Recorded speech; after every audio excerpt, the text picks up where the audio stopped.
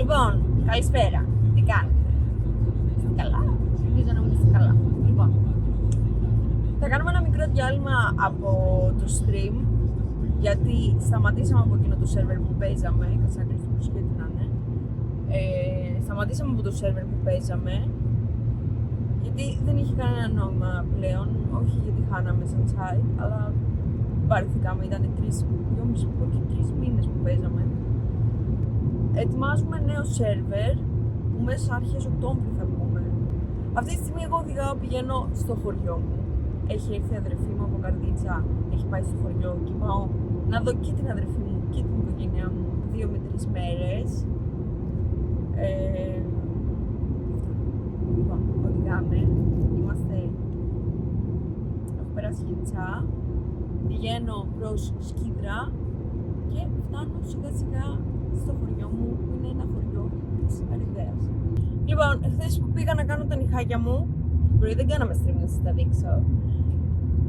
Στο γυρισμό λέω ας πάω να πλύνω το αμάξι, μιας και θα φύγω σήμερα στο χωριό, να είναι καθαρό, έτοιμο, να μην το έχω την ημέρα που θα φύγω.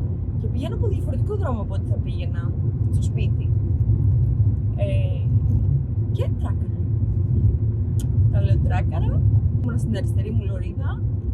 Ήταν ένα αμάξι στη δεξιά και εγώ έτσι όπως πήγαινα στην αριστερή, ήρθε το αμάξι από τη δεξιά να με προσπεράσει. Βασικά δεν με είδε ποτέ, ήθελε να προσπεράσει τον μπροστά του από την δεξιά λωρίδα που ήταν και έπεσε πάνω μου. Και εγώ πανικοβλήθηκα, σταματάω μπροστά και να έχω πανικοβληθεί, νόμιζα ότι φταίω, γιατί έχω στο μυαλό μου πάντα ότι αυτός που είναι από πίσω, ρε παιδί μου, αυτός φταίει. Έτσι έχω στο μυαλό μου. Και σταματάω και δεν ξέρω τι έγινε, γιατί μου λέει δεν πειράζει κοπέλα μου. Έτσι αυτός έφταιγε. Μου λέει δεν πειράζει κοπέλα μου. Όλα καλά, μου λέει έχει ζημιές. Και λέω δεν έχει παρατηρήσει εκεί ιδιαίτερα που είναι στο βαλικό. Και λέω δεν έχω τίποτα ιδιαίτερο, όλα καλά. Καλά. Και πηγαίνω και κοιτάζω το αμάξι και έχει βαθουλώματα. Βλέπω γρατζουνιές. Τύπου γρατζουνιές όμως τώρα, όχι μαλακίες. Και λέω ωραία τι θα κάνω. Έχω ένα γνωστό που έχει φανογραφείο. Πηγαίνω κατευθείαν και λέω έγινε λέω του και μου λέει ηλίθεια. Λέω είμαι ηλίθεια.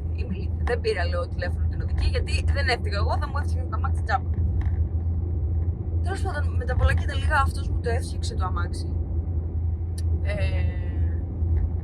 Μου τράβηξε τα βαθουλώματα έξω, μου έβαψε, είχε μπογιά, μου έβαψε τις γρατζουνιές και το αμάξι έγινε σαν καινούριο. Λοιπόν, πηγαίνω στο χωριό, μπορεί να βγάλω κανένα βιντεάκι από εκεί από μέρη και τέτοια, δεν ξέρω αν θέλετε, θα σας δείξω κάποια έτσι μέρη. Έχει πολύ ωραία βουνά. Είναι ωραία, μας αρέσει δηλαδή το βουνό, είναι ωραίο να έρθεις εδώ έτσι μια εβδομάδα να ερεμήσεις το κεφάλι σου. Για μένα δεν είναι παραπάνω από 2 μέρες, μ' αρέσει η Παβούρα, μ' αρέσει η Φασαρία, γι' αυτό λέω και πολλές φορές ότι θα ήθελα να μένω στην Αθήνα. Έχουμε τα λουτρά, που τα λουτρά είναι υπέροχα. Βέβαια εμείς που είμαστε από εκεί δεν πολύ πάμε. Γιατί ξέρετε ότι όταν είσαι από κάπου και έχει κάτι ωραίο εκεί, συνήθως δεν πας. Έτσι είναι, δεν ξέρω γιατί. Άμα ξέρει κάποιος γιατί σημαίνει αυτό, μας πει. Δηλαδή δεν είναι και ότι εγώ το βαρέθηκα, είναι ότι εντάξει, εκεί είναι ρε παιδί μου, μπορώ να πάω οποιαδήποτε στιγμή. Δεν θα σκάσω να πάω τώρα. Και έτσι δεν πηγαίνω ποτέ, δηλαδή τίποτα.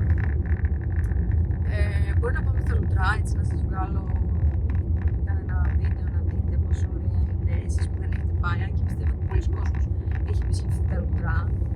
Τα γνωρίζετε, δηλαδή νομίζω ότι η Αριδαία είναι ένας από τους λόγους που γνωρίζετε την Αριδαία, είναι και τα λουτρά. Και τα λουτρά. Αυτά. Και θα τα πούμε. Είναι ωραία η Αριδαία, παιδιά. Τις γατούλες εννοείται τις έχω αφήσει στο σπίτι. Καημένες είναι μόνες τους και θα είναι μόνες τους για 2-3 μέρες, έχουν άφθονο φαγητό και νερό. Δεν γινόταν να πάρω και τις γάτες, αλλά έχω τον καλύτερο συνοδηγό. Γεια σου! Γεια σου, για σένα λέω, ναι!